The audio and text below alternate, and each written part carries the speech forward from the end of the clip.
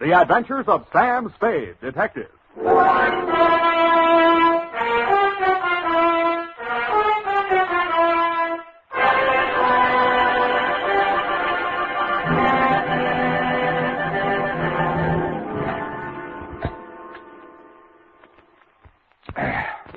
Thelma Darling. Last name, Sam? Roger. Thelma Roger. Darling. I only asked, Sam. Let's get on with it. Yes, Sam, I'm sorry. From Samuel Spade, license number 1375596. Subject? Subject, the Quarter Eagle caper. Dear Thelma Darling. Sam. Yes, F? Isn't that redundant? Again? The salutation, Sam. Shouldn't it be Dear Thelma or Thelma Darling, but not both? Now, get this, F. It's real deep. Her name is Thelma Darling. I have that, dear. Thelma Roger. Darling, it's a name. Her father was a darling before her. Oh, really, Sam? Can't you take a joke? On the egg type, you should paste the label, grade AA, fresh. Dear Thelma Darling. And stubborn. Not all of this will be news to you. The part that is will be bad news. The start of it was not a quarter eagle, but a bald eagle. He swooped in through the door of my office, landed in front of my desk, perched on the edge of a chair, and said... My name is Eagle, Mr. Spade. Junius J. Eagle. My card. Eagle Vending Machine Company. Huh? They call me the Gumball King. I'm proud of it. Care to join me in a ball, sir? Not while I'm on duty. Ah, that's very good, our new avocado flavor. Yes, I've kept the Bay Area chewing for 20 years. And I will not be swerved from my purpose. Bully. I intend to fight them tooth and nail. Hammer and tongs. To the last ditch. Bravo. But I'll need help. That's why I've come to you. My competitors, Mr. Spade, are leaving no stone unturned in their contemptible campaign to drive me out of business. Now they've resorted to outright sabotage.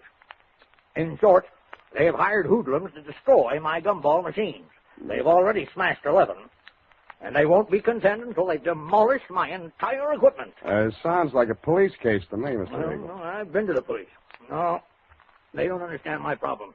Gave me a lot of double talk about juvenile delinquents. Ha, my foot. Cutthroat competition. You're sure of that? Well, what would you think? If theft were their motive, they most certainly would steal the pennies from the machines, but what do they take? My gumballs. And why do they do that? I'll buy it. Oh, well, by all means. Oh, here, try this. It's our bestseller in Chinatown. We call it Subgum. Better not. I have to drive later. Now, I had the foresight to buy up a 3-year supply of chewing gum at non-inflation prices. So I see. Well, you can see with what thoroughness they encompass my ruination. They are not only smashing my machines, they're making off with my gum. And you want me to try and stop them? No, I do not. No. I want you to catch them in the act and find out who is paying them. Well, okay, Mr. Eagle. I'll see what I can do. Good. Now, in this envelope is a list of my machines and their exact locations, together with a check for your retainer. Thank you, Mr. Eagle. I'll keep in touch with you. Mr. Eagle, I meant to ask you, how many of these gum machines do you operate here in town? 300. And guard them well. 300? 300 nuts. 300 nuts, Sam? No, 300 gums. Gumball machines. Sam, isn't it wonderful you took this job? I mean, because of my penny card. I'm sorry if I wasn't listening. My penny card, Sam. My new one, that is. I've already completed my Lincoln series, and now I'm collecting Indian heads. Scalps? No, Sam, pennies. You see, this is the card, and these little slots you see right there, that's where you put the pennies. And they're classified according to the date and the mint where they're manufactured. Now, you see, Sam, where the little S is on these? Now, that's for the San Francisco mint. And the D, that's for Denver. Figure. And the ones with nothing, that's for Washington, D.C. Yeah, well, that's a very nice hobby. Pardon me. 300 gumball machines. You see, that's what I had in mind, Sam. Oh, those pennies. Indian head pennies are scarce, Sam. You have to go through a lot of pennies to find even one. Honestly, sometimes when I go past one of those penny machines, it's all I can... Oh. F, this is all right between you and me, but don't ever mention your hobby to Mr. Eagle. No, I won't. Riddle me this, sweetheart. How does one detective guard 300 gumball machines scattered all over the city? Well, if they're going to smash all of them, you could just pick out one in the middle and somewhere and wait. No, no good. If it's an organized plan of sabotage, there might be some pattern. You seem to have given us some thought, though, Effie. How would you pick them? In the busy places where they'd have more pennies. But they're not after the pennies. They take the gum. Well, then maybe the quiet sections where they don't sell much gum. Well, they've knocked over 11 so far, here, there, and everywhere. Busy spots, dead spots. No pattern at all. You know, Effie, maybe I've bitten off more than I can chew.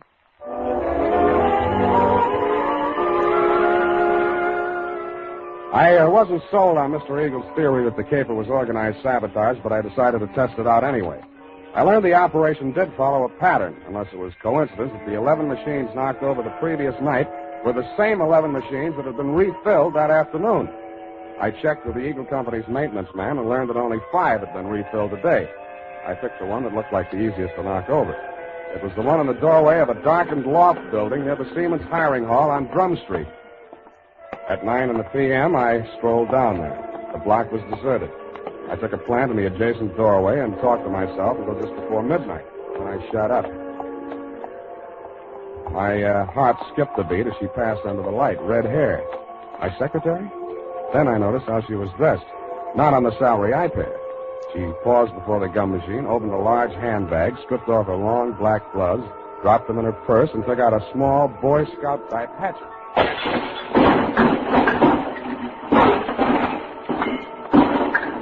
She went at it with the enthusiasm of Perry Nation busting up a saloon. I edged around the doorway as she bent over the mess of pennies and gumballs at her feet. When she reached out her hand, I took one more step, and that was all. She was up on her feet facing me, and I saw that hatchet sailing through the air straight at me. Hey!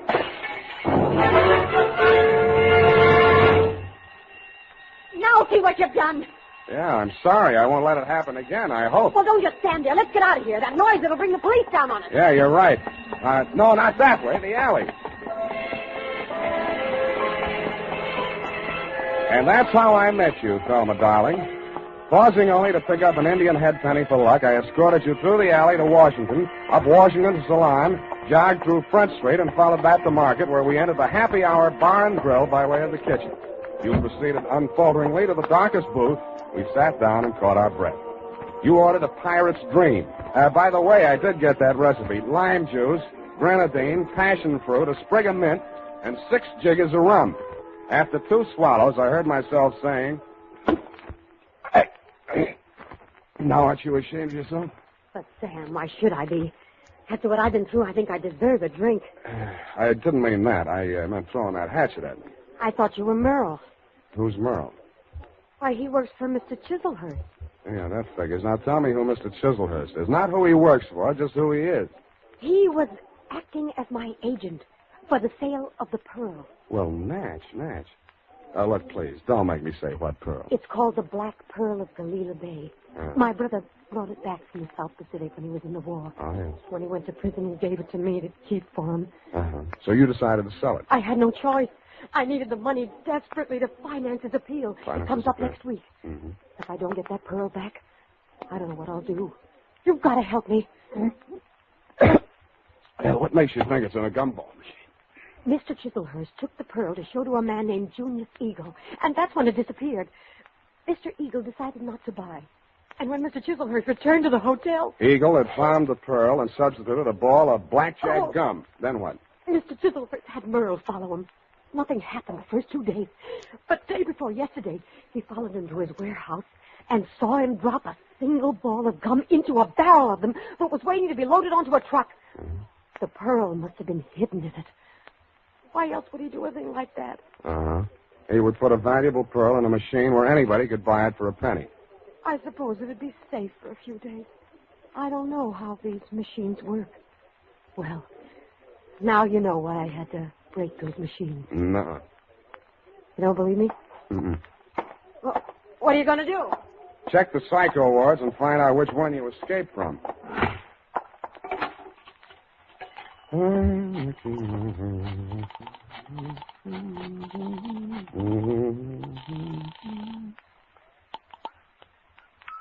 Hello? Mr. Eagle? Speaking. Spade. Oh, yeah, I just got in.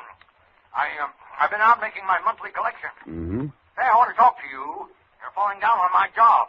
Another of my machines. Yeah, I know. Drum Street. I nailed the hoodlum. Ah. Who's he working for? Let me ask you one. Did a man named Chiselhurst ever try to sell you a black pearl? Hello, you still on the line? You stopped chewing. Yes. I think you better come over to my house. Right away. Hello. Hello. Nuts.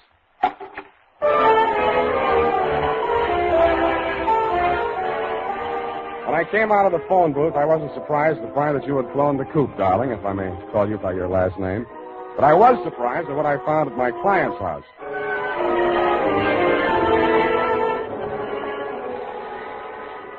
I rang the front doorbell and waited. Nothing happened. Then, through the glass door, I saw a man rush out on the landing at the top of the stairs. He half ran, half stumbled down the long flight to the entrance hall, yanked open the door, and tried to shove past me. I grabbed him. Hey, get out of my way. Wait a minute. Let go. I got to get a doctor. You're bleeding. No, not me. I've got to get a doctor. Why don't you phone? They ripped the wires out. Now let go, or it'll be your fault if he dies. I memorized his mug, lifted his wallet as we unclinched, and let him go. On the way upstairs, I checked his ID cards. Higgins, Morris L., employer, Eagle Vending Machine Company, occupation, maintenance supervisor. On the floor of a room at the top of the stairs was quite a sight. The floor of the room was covered almost completely with pennies.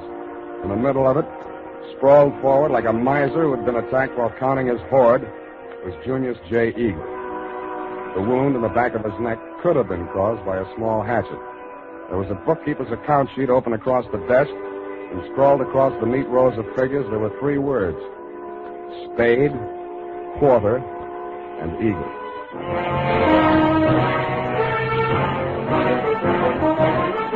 The United States Armed Forces Radio Service is presenting the weekly adventure of Dashiell Hammett's famous private detective, Sam Spade.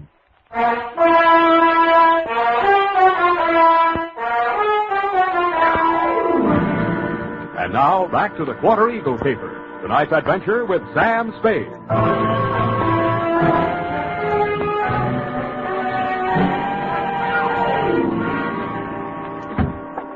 That you, Higgins? Yeah.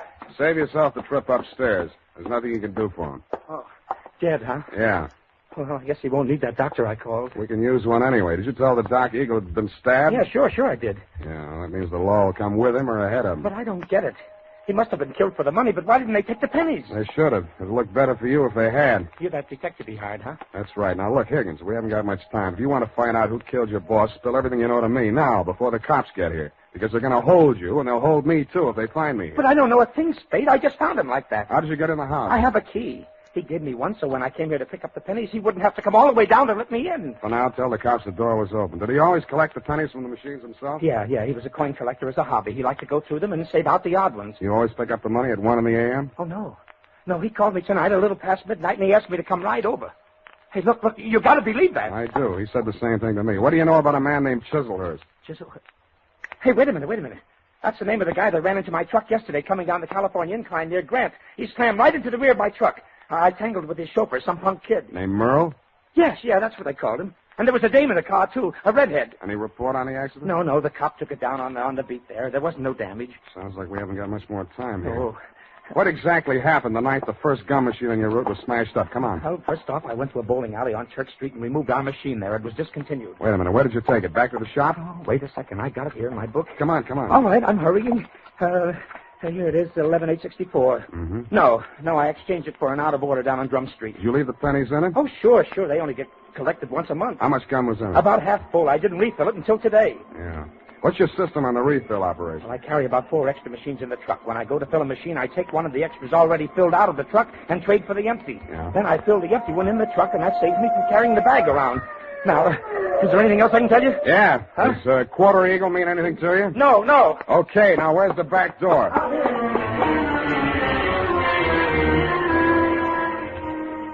That Quarter Eagle.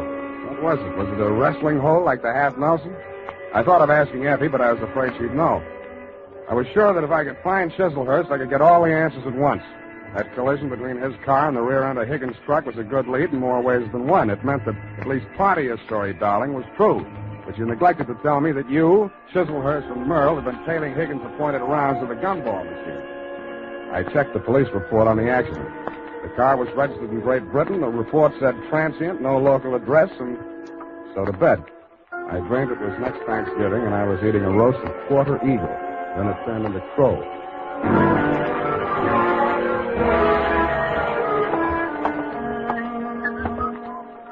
Good morning, sir. Do you wish to place a classified ad? Good morning to you, madam. Indeed, I do. Kindly write it on this blank. Kindly read it off this blank. Well, quarter eagle. Interested parties apply Sam Spade. Sutter 37596. That's right. That's 9 words, sir. I'll have to charge you for 3 lines anyway. Is there anything you'd like to add? Yes, but it's not fit to print.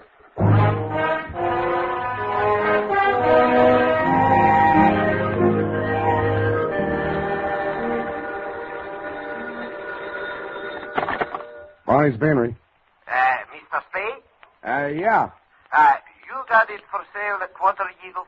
Who's speaking? I am speaking. Sergei Zacharias. Zacharias.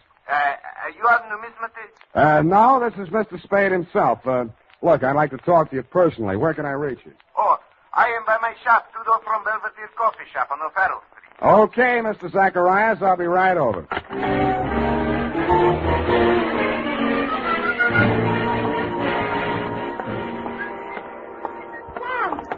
wait a moment. I got to talk to you. Why didn't you do more talking last night? My client might be alive if you had. Oh, it's terrible. But how could I have known? You knew about the quarter eagle. Why did you spin that yarn about the pearl? How did you find out about it?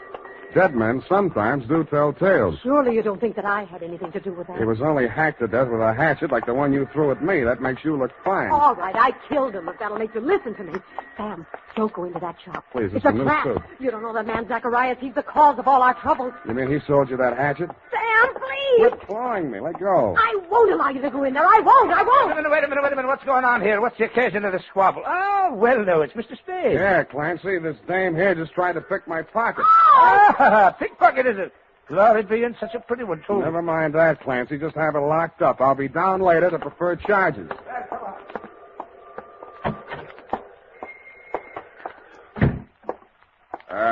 Hello? Anybody home? Okay, Shums. Just keep on walking. Straight through the back room. One move and I rip you wide open. Yeah. Better not, Merle. Your boss might not like that. Smart guy. Knows everybody's name. Oh, my dear sir. A most propitious meeting. You've brought the quarter eagle? Where's Zacharias? He's resting at the moment in yonder closet. Oh, no, not dead. Merely under restraint.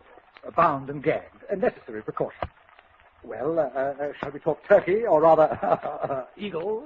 Tell your punk to take that knife out of my ribs. Who's a punk? Now, Merle. There's been quite enough violence. Check. I think I'll take that knife. Leave it there. Now, sit down. Merle. Oh, headstrong boy. Now, as to the quarter eagle.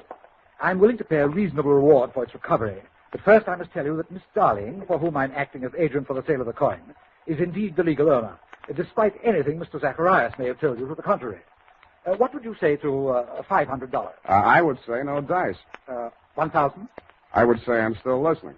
Sir, you seem to exaggerate the value of that tiny gold piece. It was worth one human life to somebody. That sounds like more than $1,000 to me. You may find the market valuation of that particular mintage of the quarter eagle in my coin catalog, $10,000. But, sir, that valuation is based upon the mistaken belief that there were only 2 in existence. It was while rummaging in her grandmother's attic that Miss Darling came upon a third. When she brought it to me, I could scarcely credit it. It was matter of official record that 2 specimens had been stamped out when the die broke. And then it came to me. There must have been a third. Namely, the coin which was in that rude stamping press when the die broke. Closer examination of the quarter eagle, now in your possession, revealed certain markings. Yeah. Some defective feathers in the war bonnet on the obverse. And a cleavage in the numeral 4 of the date, 1841. Yeah, all right. So how much is it worth? Well, as I say, the price last paid was $10,000.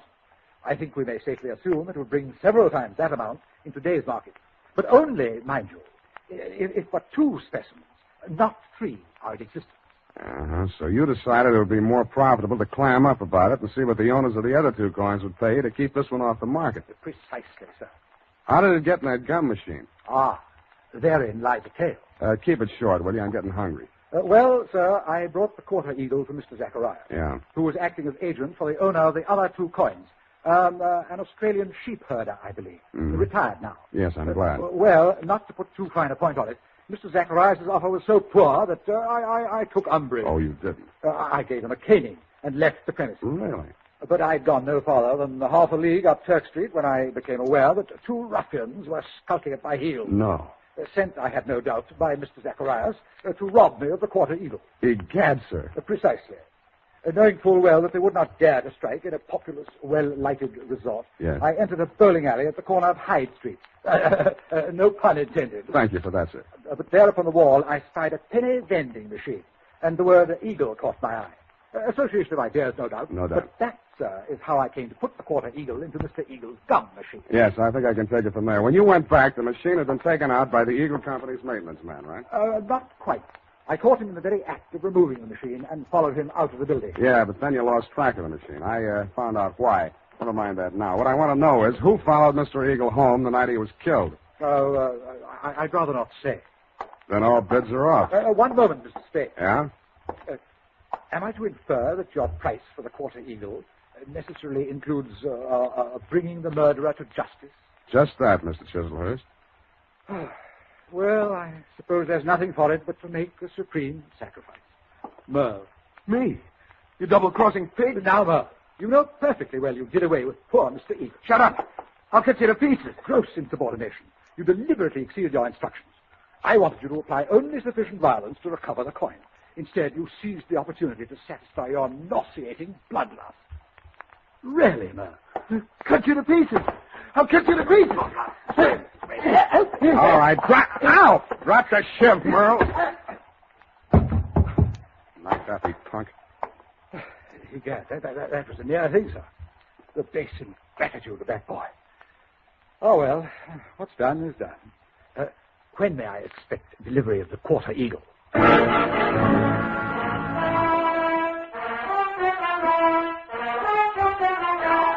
I didn't answer him. To cover my embarrassment, I gagged him, manacled him to Merle, and delivered the package marked 1 murderer, 1 accessory to the dumbfounded millions of the law. And that, Thelma, darling, I regret to inform you, is still the crop. After I'd sprung you from the pokey, I got hold of Higgins, and we went through every coin out of every Eagle gumball machine in the city of San Francisco. It couldn't happen, but it did. Your quarter eagle is, shall we say, no place. Period. End of report. Sam, I'm disappointed in you. Well, so am I, sweetheart. But I'll forgive you if you found even 1 Indian head penny from my penny card. Yeah, just 1 from that machine on Drum Street. Oh, Sam. There you are, sweetheart. Oh, thank you. And it's an old one. And older than I feel. Go type that up. Sam,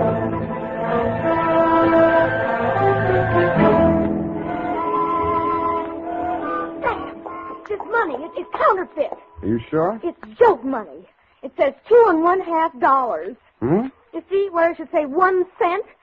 $2.50. Let me see that. $2.50. If an eagle is a $10 gold piece, what is a $2.50 gold piece? Oh, now, let me see. $5 would be half. Sam. Right. A quarter eagle. Yep, that's just dirt on it, see? It's gold, really. Oh, look at it shine. Like the stars in your eyes, sweetheart. Oh, you darling. Mm. Good night, Sam. Good night, sweetheart.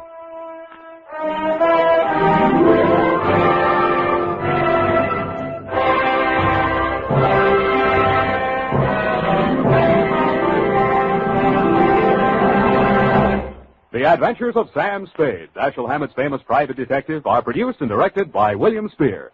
Sam Spade is played by Howard Duff. Lurene Tuttle is Effie. This is the United States Armed Forces Radio Service, the voice of information and education.